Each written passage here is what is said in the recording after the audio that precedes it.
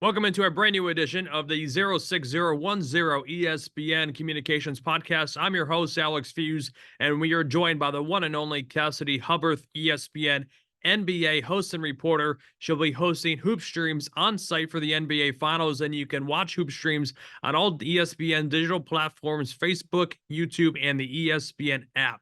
First off, Cassidy, what can fans expect from this year's NBA Finals Hoop Streams edition? Well, look, we're back on the road. Last year, we weren't on the road for those finals, similar to, the 2020-21 season, where we were out of studio. And so it's just, Hoop Streams is just better when we're there courtside. Because really, Countdown is on a desk, usually up on a platform. We're really the only pregame show on the court. And, during the Eastern Conference Finals, we were just pulling, different people, onto the show.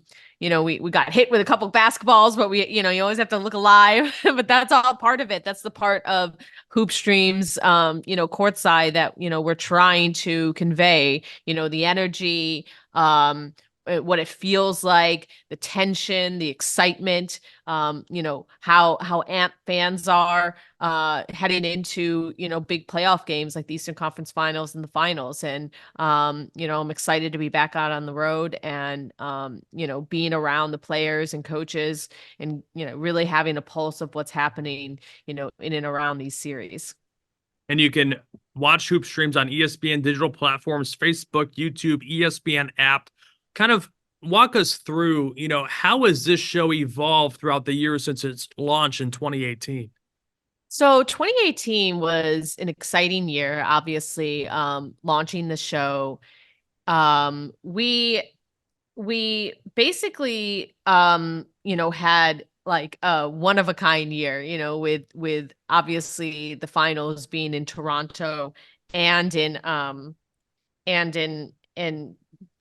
Oakland. And so with Toronto, you had Jurassic Park, which is an unbelievable environment. And so we were both inside and outside during that series. And so we really were able to kind of establish Hoop Streams, as a major pregame show. I mean, we were averaging, close to a million views. And so it really kind of set Hoop Streams up for success and people understanding, like it was another option to kind of get you set for what was happening in these games. And we had so much fun interacting with the fans in Jurassic Park, interacting with the fans at Oracle. And I think it just set this tone that like we're just trying to bring the energy and allow you to kind of feel like you're there on site with us. And so,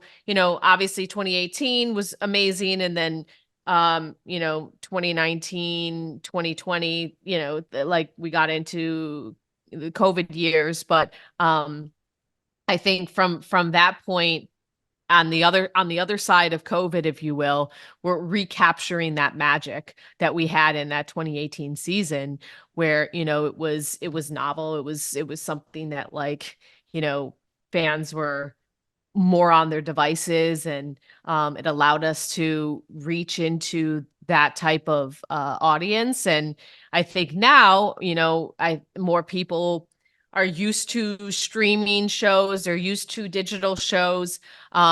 So, we're mostly, on YouTube and Facebook this time around, as opposed to Twitter or X. But I think that is a built-in audience who, chooses to watch only on YouTube or chooses to watch only streaming on Facebook. Whereas, I think in 2018, it was, people were getting used to, finding different ways to consume sports content.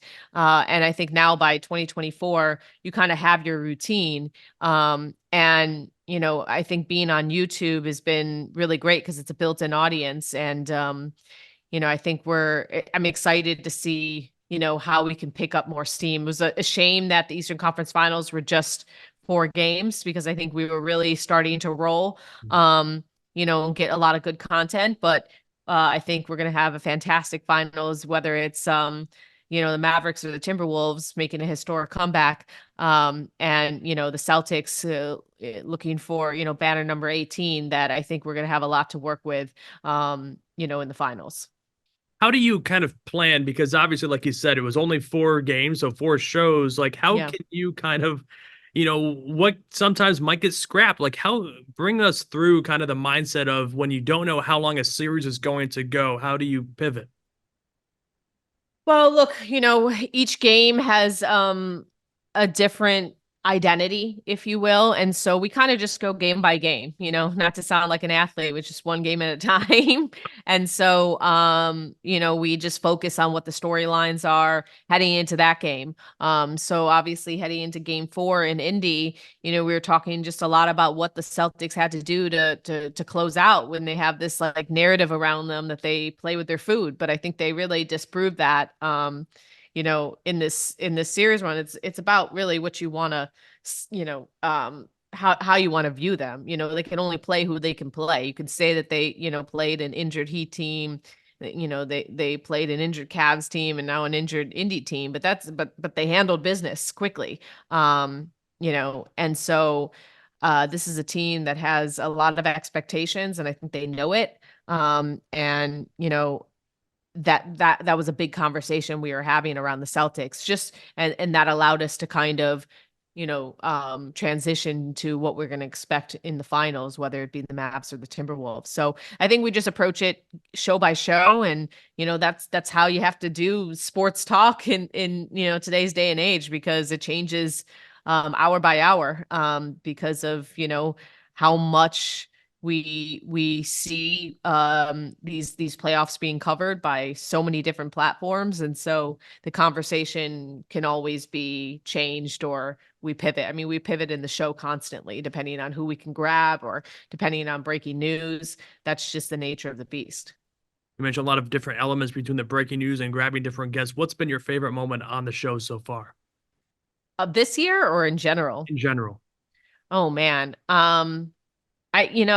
We had Ed Sheeran on in Boston, and I was pretty excited about that because we literally just grabbed him, one of the biggest pop stars in the world. And we were like, will you do our internet streaming show? And he was like, no problem, because I don't think he understands how famous he is. He was so cool. I think that was definitely up there. Like I said, the Jurassic Park shows, I think, will always kind of set the standard, just because the production level was so high, and the energy was incredible with having all those fans behind us. It felt like game day in a way. And I think that's pretty great. And we've had a lot of great guests on. We've had interviews with Jason Tatum in the past. We've had like our guy CJ McCollum has also joined us. There was that fun interaction where he had on Twitter with that woman Jennifer, and they were like, get past this certain round, I'm trying Jennifer, and we actually brought on I'm trying Jennifer with CJ. And so that's kind of what we do. We kind of speak to a little more of the fun side, more the social media aspects of NBA talk, because we are an internet show, so we lean more into that than maybe typical conversations or, vehicles to discuss the games that you would see on our linear platforms. How has these digital sports talk shows evolved? I mean, you were one of the first, shows, back in 2018. I remember when it first launched that people really didn't know where this was going to go at the time. Now that we're in 2024, how has this area evolved throughout the years? Well, I just think you see so many more streaming shows. I think people, are just expanding the platform more horizontally. So, you see streaming shows in game, you see streaming shows pre-game, post-game. Me and Brian Windhorst and Zach Lowe did a streaming show post-game of game 4 of the Eastern Conference Finals on YouTube. I think there's just an ability for people to come on and, just react and talk and about what's happening in the NBA or in the playoffs. And I think, at first, as with anything, it's all right, well, how do we do this? And let's just do it and kind of figure out what works. And now I think we're at a place where it's just like anyone and everyone is just putting up content where they can and see what kind of sticks with people. And so I think we're in a, I wouldn't necessarily say like it's like a diluted space. I think people have found kind of what attracts them to you know watching and consuming content, and there's certain personalities they want to hear from when a big play happens or a controversy happens. And so there is that outlet. So I the way that I've seen it change is that like there's just I think a lot more out there, and I think there's a lot more blurred lines between linear and the digital platform. There's no like there's no hierarchy anymore in terms of how people consume. I don't think people are like, all right, TV is the number one place where I get my, the news and the opinions that I want to hear from. I think, it could be a podcast first, it could be a streaming show first, and you go from there. So I that's how I see how it's changed, that there's room for everyone, and that also applies to the listener and the consumer. For anyone that has seen your work, everyone knows just how much you love the sport of basketball. How did you first fall in love with the game? So I mean, I grew up in the 90s in Chicago, so I mean, it kind of was like in my blood that I was going to be a big NBA fan, given that, I got to root for Michael Jordan and the Bulls. And also 90s NBA was kind of the launch of the NBA, crossing over with pop culture. A lot of inside stuff I watched, as a young girl.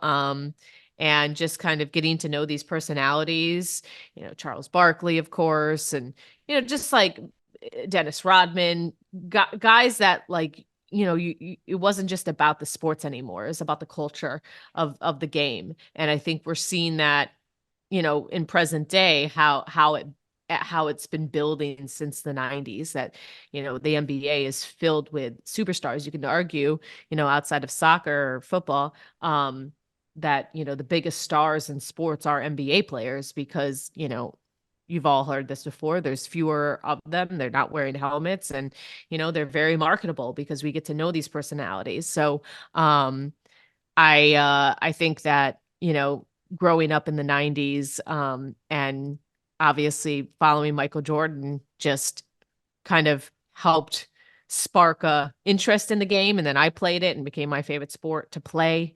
And then, I decided when I was a young girl that I wanted to cover sports. And then I had the opportunity to, when I got to ESPN, I mostly was working in college football, but, Bruce Bernstein, who was a longtime ESPN producer, asked me if I would want to host NBA Tonight. And, my dream came true, covering the NBA now for, close to 12 years. That's unbelievable. Great story. And obviously, if you grew up, being a fan of Michael Jordan, it's kind of hard not to be a Yeah, basketball fan, right? right. Yeah, absolutely. Like I said, being a fan of those Bulls teams, seeing championships, Yeah. it kind of changes you as a sports fan, especially a young sports fan. So that I don't think that could ever be taken away from me, no matter how mediocre the Bulls are.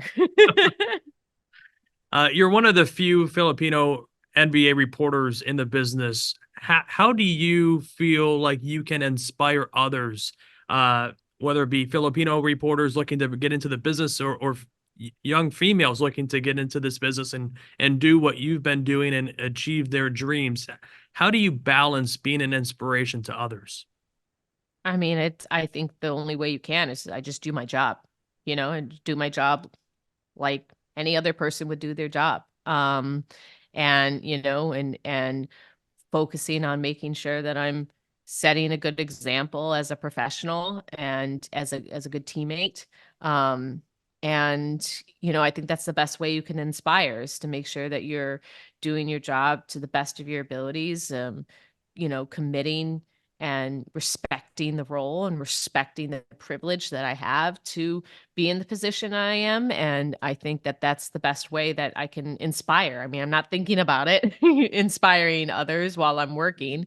But it's definitely, wonderful to hear, from young aspiring Asian American journalists that, they are so thankful that they have some representation on this level. And, it's a good reminder, during frustrations that we all have with work, that, I'm very fortunate. I mean, yes, worked my butt off to get to where I am, but you always have to remind yourself how fortunate you are to be in, the position that I'm in, living out my dream. And, with that, I have to respect, what it takes to, continue to be in this spot. It's not, promised to me like forever. So, maintaining my level of professionalism and maintaining my level of respect for others and for the role, I think, is the best way that I can, continue to hopefully inspire others to get in this get in this business. Now, Cassidy, this is my favorite part of any interview I do is to fuse fast 5 questions. Are you ready? Yeah, I am. Let's do it, Alex.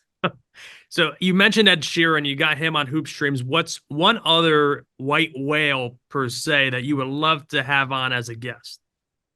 Oh man. Like, who's the biggest guest I would want on the show? Yeah. Jordan. I've yet to meet Jordan. I've only seen him from afar when I did a Charlotte game years ago. But Jordan would be, because he doesn't do any media. So that is the definition of white whale. Not to put you on the spot, but let's say you get Jordan on. What's the first question you're asking him? Oh. Oh my gosh. Oh gosh, there's so many going through my head. Um,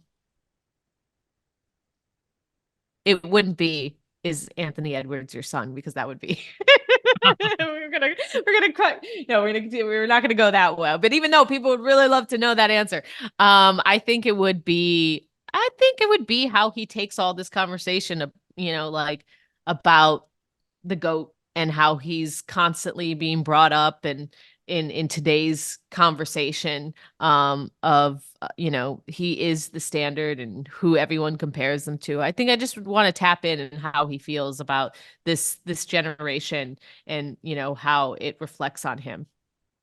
If you need to make a phone call for any piece of advice from someone that works at ESPN, who is your person that you're going to call first?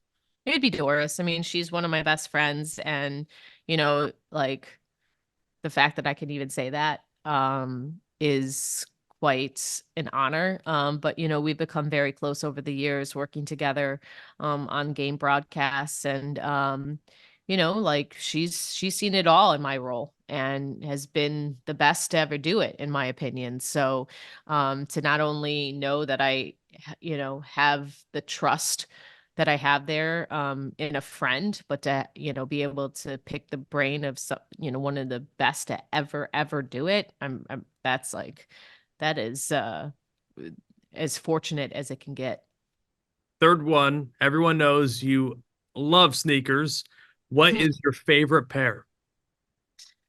I mean, look, my holy grail, the pair that I always, say is my favorite, is the Bread 11s. But I will say, like, in my old age, I don't wear as many Jordans. Like, I have so many Jordans in my closet right now that I just are picking up dust. I'm very into Dunks because they're very, very comfortable. So any Travis Scott Dunks, I think, are amazing. I also like Vomeros right now because they're very comfortable to walk around in.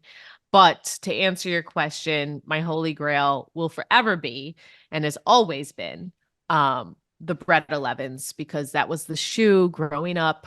It's really, honestly, one of the greatest crafted shoes of all time.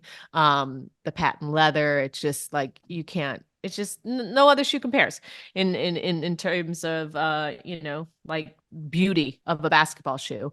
And but I just, I can't walk around in those as like I used to. They're not as comfortable, but they are the shoe. Yeah, I wear Dunks pretty much every day. They're the most comfortable Yeah. shoes I've ever worn. Fourth one, obviously, you've mentioned about how you fall in love with the business, but you started out as a traffic reporter. Yeah. What's your funniest story about being a traffic reporter?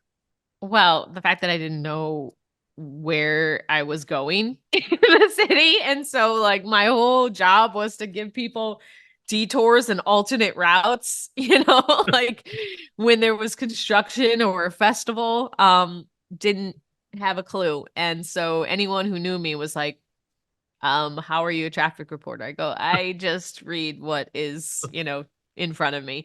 But also we did this thing called Dance Friday on, the WMAQ NBC5 Friday morning broadcast. It's just kind of like loosen up. And, I became a little bit of a viral sensation before that was even a thing. Back in, when was it, 2007? Where basically we dance out the into the Today Show. And so I like, there's some footage of me going crazy in the background of the Dance Fridays. And I think yeah, that was probably one of those moments where I was just like, it is 6 a.m, but we are doing this. And that was fun. I mean, I was 22 years old, starting this whole journey of grinding. As well, I would come in on a Friday morning at 4 a.m. and, work until 7, collecting traffic information. And so those were the days I would do that. And then I'd head to Intersport, which was a sports production company. I worked 9 to 5. So any young people listening, like if you're in your 20s, that's the time to grind, because, like you have the energy. And I did. And it's one of those memories I'll never forget. It's a big part of my journey. That those years covering traffic, which, I had no business doing. And Cassidy, the last question I have for you: if a 15-year-old kid walked up to you right now and said, "Why should I be a fan of basketball?" What would you say to them? A 15-year-old kid? Yeah. Why they should be? Because well, because there's just, it's the start of a brand new era. And so get in now. The baton is being passed. We're seeing, you know, a race to who's going to be the new face of the league. And it feels like they're in a full-on sprint. And right now, I think we have a really exciting finals on our hands once it's decided either way. But the league is in a really, really healthy place, and you're in a position to be able to root for a player and a team who are just hitting their prime, in terms of like all of these stars that are emerging right now. As we're seeing some of the big names like LeBron and Steph, getting close to riding out into the sunset. So I think it's a really great time to kind of say goodbye to those legends and see how their story ends, while, jumping aboard and being at the beginning of some of the stories of this next generation. Well, Cassidy, thanks so much for joining us on the podcast today. This was a blast, and I appreciate your time during the busiest time of year for you. Thank you, Alex. This was fun.